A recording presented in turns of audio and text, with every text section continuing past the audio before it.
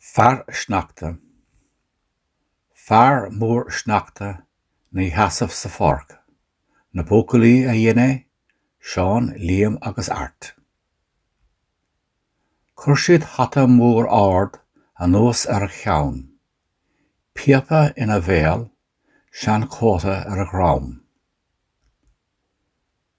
Bhí an pharaon ar maidin is é a bhí go deas, d'arraigh an ghrian agus d'imigh sé as. Fear Sneachta.